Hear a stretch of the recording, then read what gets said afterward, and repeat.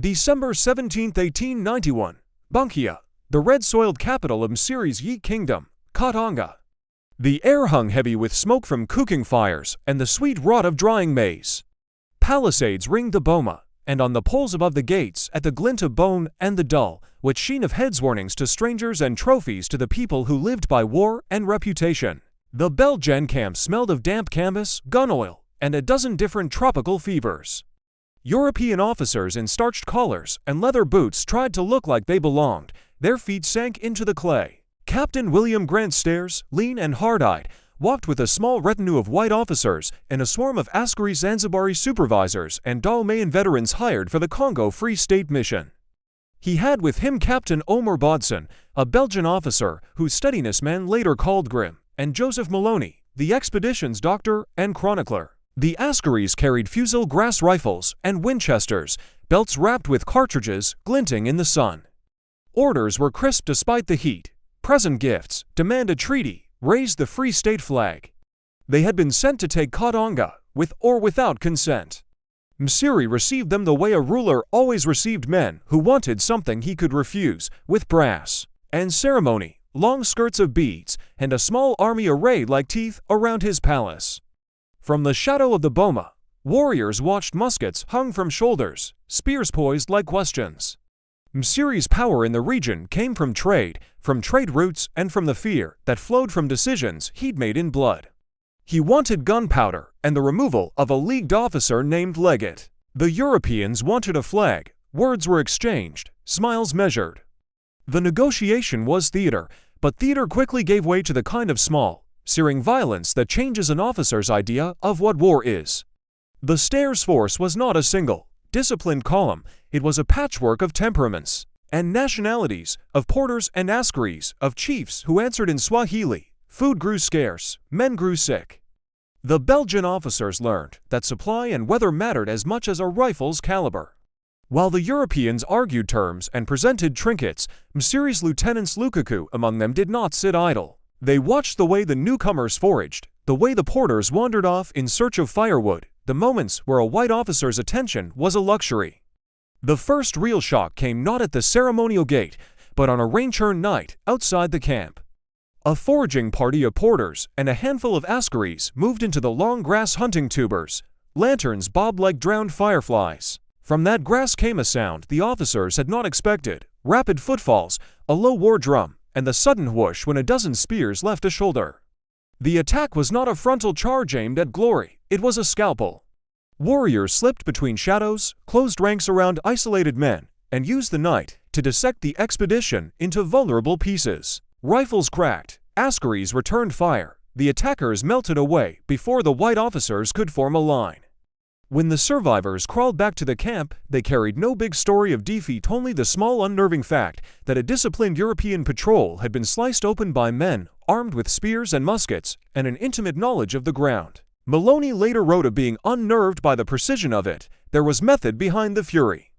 Msiri's commanders had watched the expedition's vulnerabilities, long supply trains, scattered cooking parties, the choke points where streams forced men to file single file. They baited patrols with cattle drives, left false trails through tall elephant grass, and staged sudden feints at the edge of villages to draw out the askaris. They fought close, where European rifles had to be reloaded, where the repeating Winchester lost its edge against a man lunging with a spear within arm's reach. Some muskets were old and erratic, powder was precious. Close fighting equalized the weapons, what the officers called native bravery. The fighters called strategic arithmetic, make the white man fight where his advantages are smallest. The result was a string of humiliations for the expedition's non-commissioned officers. Patrols returned with missing men, food parties ran into ambushes and had to burn loads to stop them falling into enemy hands. Small columns that had left confident in the morning returned a ghost of themselves by dusk. To the Belgian officers, trained in European maneuvers and contemptuous of spears, it didn't make sense that disciplined men could be routed by what they called primitive arms. They failed to account for another battlefield truth: morale and knowledge of the land are weapons in their own right. They were learning their lesson the hard way. By the time the Baya expedition arrived and the siege of choices began in earnest, the Europeans had a new respect for Msiri's warriors. It was not the crude pageantry they had expected. It was patient, intelligent pressure ambush, harassment, and then vanishing into a landscape that had ears and teeth. The officers recorded their surprise in journals and reports, not with shame, but with the sharp, private anger of men who had underestimated both the enemy and the terrain. The Red Earth at Bunkia had just taught them that spears, strategy, and the refusal to stand in the open could bend even a column of rifles. January 1892.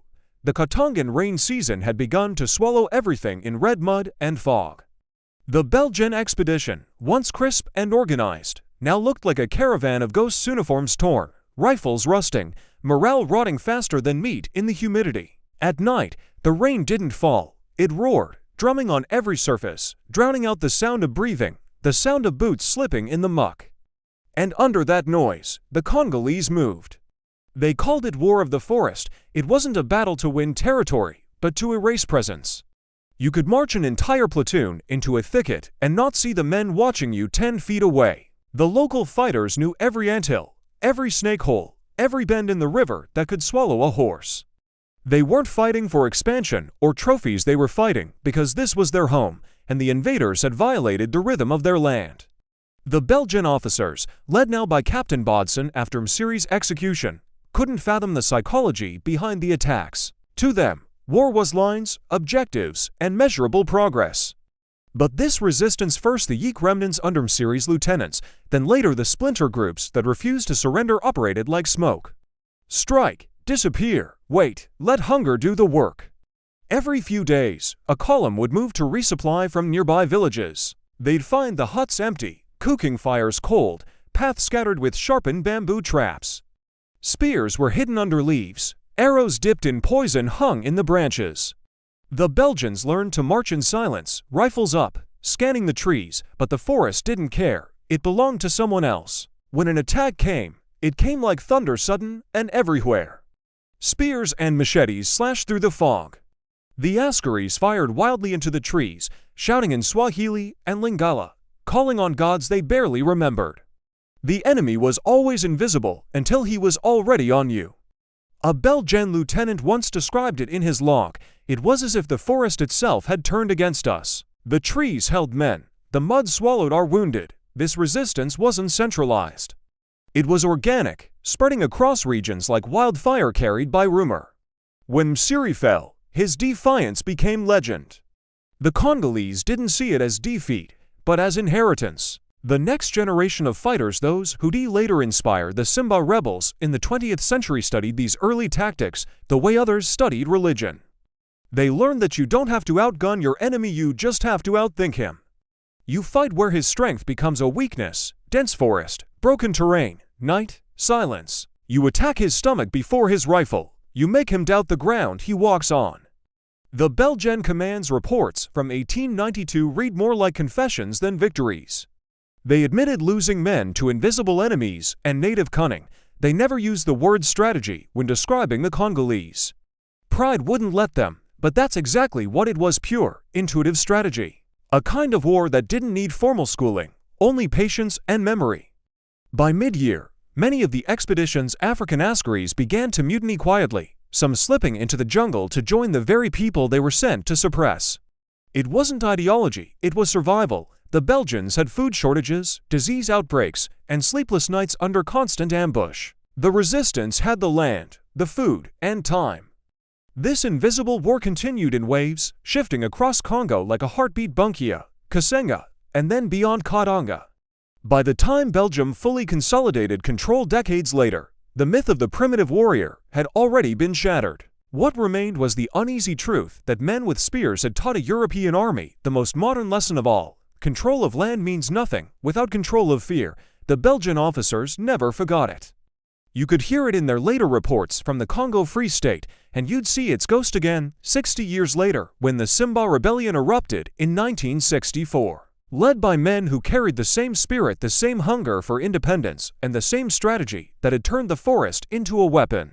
July 1964, Stanleyville, Congo. The city pulsed with chaos and purpose. Smoke twisted up from the rooftops where the sun beat down on rusted tin and half-burned flags. Young men in ragged uniforms marched barefoot through the streets, chanting songs that mixed ancient rhythm with the language of revolution. They called themselves Simba, the Lions. Their weapons were a strange sight for a modern war, a patchwork of old rifles, machetes, and handmade spears. Some carried charms tied around their necks, small pouches of animal hair and herbs. They believed those charms made them bulletproof. The Belgian officers who had trained generations of Congolese troops before independence laughed at that belief until they stopped laughing. Because belief, when combined with strategy, becomes something else entirely. The Simba Rebellion wasn't born out of madness. It was the logical eruption of everything that had been simmering since Msiri's fall. The Congolese had lived under the Belgian whip, under colonial officers who viewed them as expendable, under companies that stripped their land and their pride. Independence in 1960 had promised freedom, but delivered chaos, foreign interests, Cold War puppeteering, and political assassinations. Out of that storm came men who refused to bow. One of them was Pierre Mulel, a former education minister turned guerrilla strategist.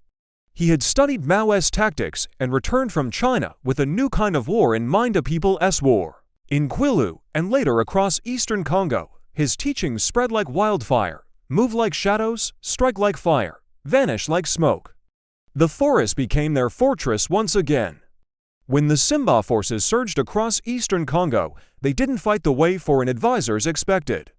They didn't hold ground for prestige or die for photographs. They fought with Msiri's old logic: mobility, deception, and fear.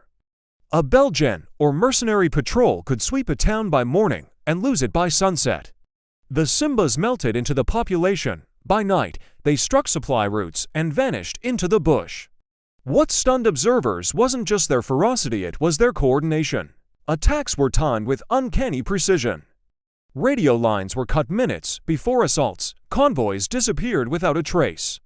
In one ambush near Stanleyville, a unit of Congolese rebels, armed mostly with spears and machetes, wiped out a column of government soldiers equipped with rifles and armored trucks. The Belgians and their foreign allies, watching from intelligence outposts, couldn't believe it. How? One officer asked, staring at a map full of red pins. The answer was simple: they were fighting a war that couldn't be mapped. The Simbas blended spiritual conviction with tactical genius.